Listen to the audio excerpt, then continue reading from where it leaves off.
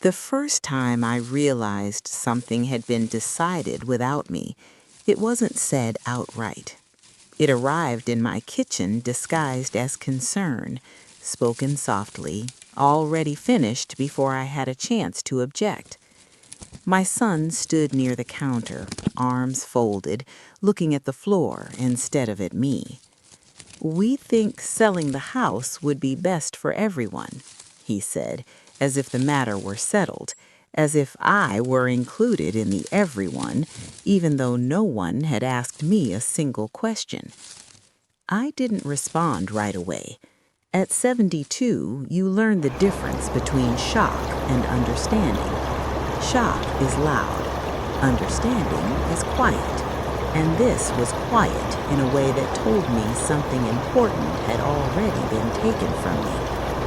The kettle was screaming on the stove. I turned it off, poured the water slowly, careful not to spill.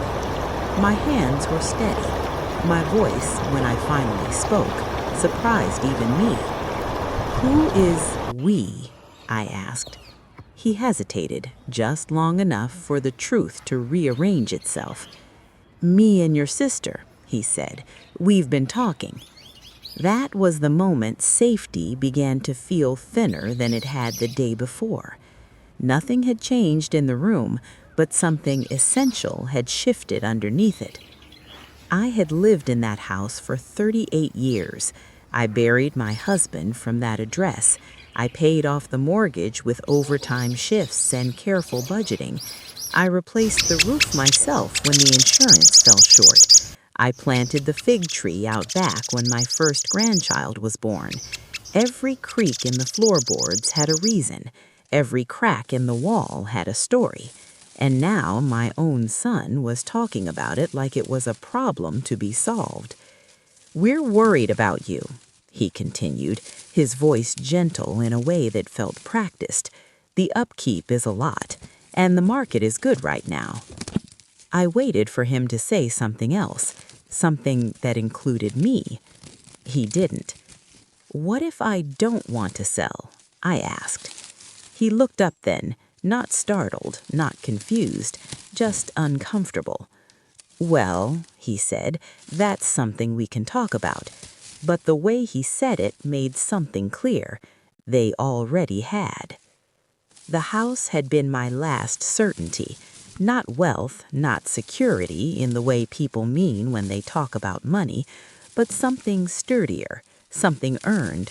The knowledge that I could close my door at night and nothing would be taken from me without my consent. That certainty didn't shatter all at once. It cracked, quietly. After he left, I walked through the room slowly, the way you do when you suspect you're seeing something for the last time. I touched the mantel where my husband's photograph sat. I ran my fingers along the hallway wall where my children's heights were penciled in, years and dates written beside them in fading ink. I told myself I was overreacting, that children worry, that families talk. But a thought kept returning, uninvited and persistent. Why didn't they ask me first? That question stayed with me longer than it should have. The next few days were ordinary in every visible way. I went to the grocery store, I watered the garden, I attended my book group at the library. But under all of it was the sense of standing on ground that might not belong to me much longer. When my daughter called later that week, her tone confirmed what my son had left unsaid. "We just want you to be comfortable," she told me. "Downsizing makes sense at your age." "At my age?" I repeated. She sighed, the way parents do with stubborn children. "You know what I mean." I did know what she meant. She meant less space, less say, less ownership of my own life. I asked her the same question I had asked my son. "What if I don't want to sell?" There was a pause. Then, "Well, Mom, we're just trying to be realistic." Realistic, another word that sounds harmless until you realize it's being used to manage you. That night, I didn't sleep well, not because I was afraid exactly, but because my mind kept rearranging memories in a new light. Comments I'd dismissed, questions I'd brushed aside, the way my son had asked my will last Christmas, the way my daughter had suggested I put their names on my accounts just in case. Just in case of what? I wondered now. A week later, a real estate flyer appeared in my mailbox, then another. The third one had my address printed clearly at the top. I stood at the counter, staring at it longer than necessary. I hadn't contacted an agent. I hadn't listed anything. And yet someone out there already knew my house was coming to market. When I called my son, he answered on the second ring. "Oh yeah," he said, too quickly. "I might have mentioned it to a friend who's an agent. Just informational." Informational. Another word that moves faster than permission. I hung up without arguing, not because I agreed, but because something inside me was shifting from confusion to attention. At my age, you don't rush, you observe. I started paying closer attention to the way conversations happened around me, not what was said, but how. The way my children spoke around decisions instead of with me, the way they framed things as inevitable, the way concern always arrived holding the hand of control. I pulled out my paperwork one afternoon, deeds, insurance policies, bank statements. Everything was in order, everything was mine, and yet the confidence I'd carried for years felt suddenly naive. I thought of my neighbor Ruth, who'd moved into assisted living after her son convinced her it was temporary. Her house sold within 3 months. She never moved back. I thought of Margaret from church, whose children managed her finances so she wouldn't have to worry. She worried more than ever. I hadn't worried before. Now I did. The next escalation came quietly, the way most betrayals do. My daughter emailed me a list of recommended communities, condos, retirement villages, places with shared dining halls and weekly bingo schedules. She included prices and photos and a cheerful note at the bottom. Just some options, no pressure. But pressure doesn't announce itself. It accumulates.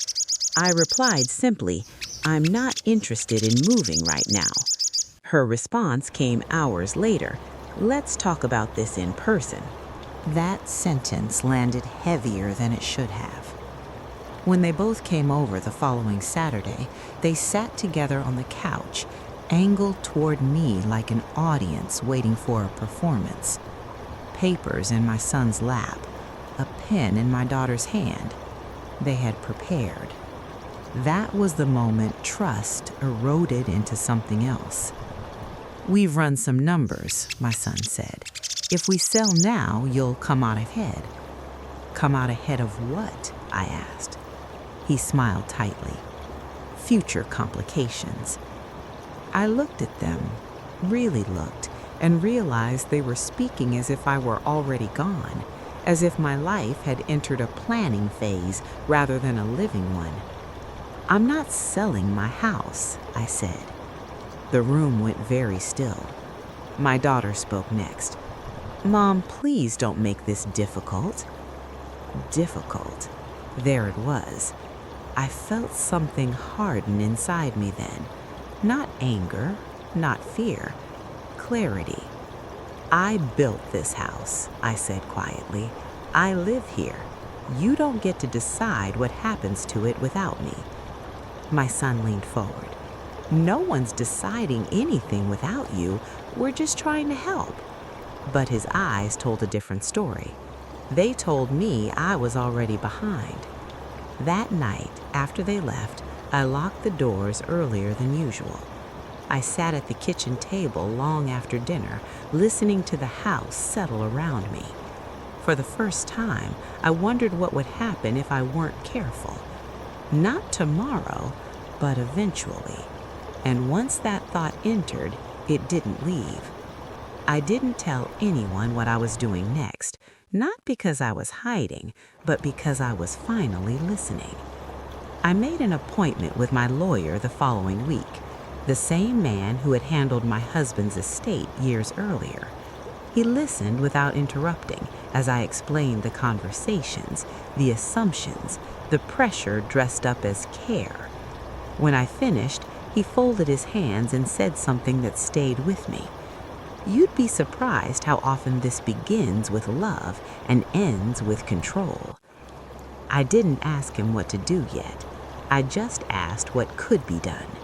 He outlined options calmly, protections, boundaries that existed on paper, not just intention, ways to ensure decisions required my consent explicitly. I drove home afterward, feeling heavier and lighter all at once. That evening, my son called. We've scheduled a walkthrough, he said, just to see what the house might be worth. My answer came easily. No. There was silence on the line. Then, for the first time, irritation slipped through. You're being unreasonable, he said. That word landed harder than all the others combined, because it told me something had shifted for him too. I hung up and sat very still. Whatever this was becoming, it was no longer just about a house, and I understood with sudden certainty that the next thing they tried would not ask my permission either. I didn't tell my son I'd been to the lawyer.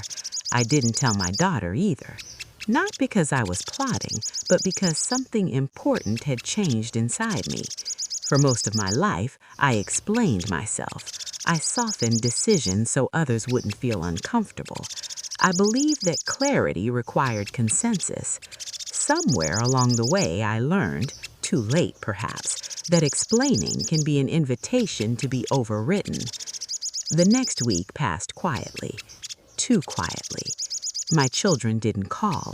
No suggestions, no lists, no cheerful concern. The silence felt deliberate, like a pause before pressure. I used the time to do ordinary things, laundry, cooking, pruning the rose bush out front. But my attention was sharper than it had ever been. I noticed what mattered. I noticed what could be taken. On Thursday morning, I received an email from a real estate office I'd never contacted. Subject line, upcoming listing, confirmation needed. I read it twice before my body reacted.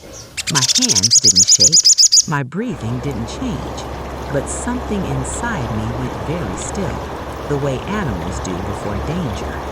They had scheduled photographs. I called my son immediately. "What is this?" I asked, forwarding the email while we were still on the phone. He exhaled hard. "Mom, you're overreacting." That phrase again, the same one my husband used years ago when he didn't want to argue anymore. "You gave someone permission to list my house," I said. "It's not listed," he replied quickly. "We're just preparing." Preparing for a future that excluded my consent. You do not have authority to do that. There was a pause. Then his voice changed, not louder, but firmer. "We're trying to protect you." From what? I wondered. Myself? "I'm still alive," he replied, impatient now. "But you're not seeing the bigger picture." The bigger picture, it turned out, was one where my voice was inconvenient. That afternoon, I drove to the bank and sat down with a manager I'd known for years. I asked him to review my accounts, access points, signatures. As he spoke, something cold settled in my stomach. My daughter's name was still attached to one account, a precaution from years earlier, in case of emergency, I'd said then. Emergencies change meaning over time. I removed her access that day. Not as punishment, as protection. When I told my lawyer what had happened, he nodded once, slowly. This is the point where things escalate, not always openly, sometimes quietly. I asked him what that escalation usually looked like. "Pressure," he replied, then guilt, then threats dressed up as care.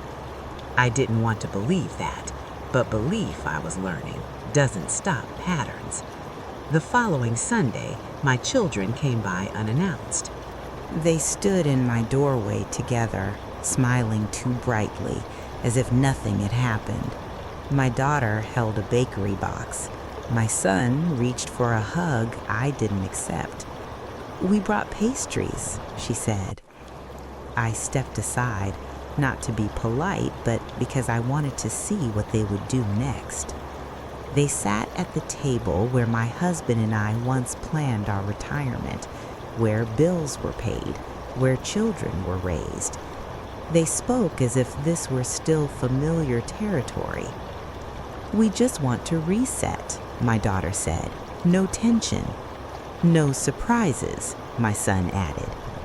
I waited. "We spoke to a financial advisor," my daughter continued. "He agrees that liquidating the house is the smartest move." "Did he speak to me?" I asked. "Well, no," she admitted, "but then he didn't advise me," I said. My son's jaw tightened. "Mom, please," he said. "This is exhausting." That word again. Difficult, exhausting. "I'm not the one pushing," I said.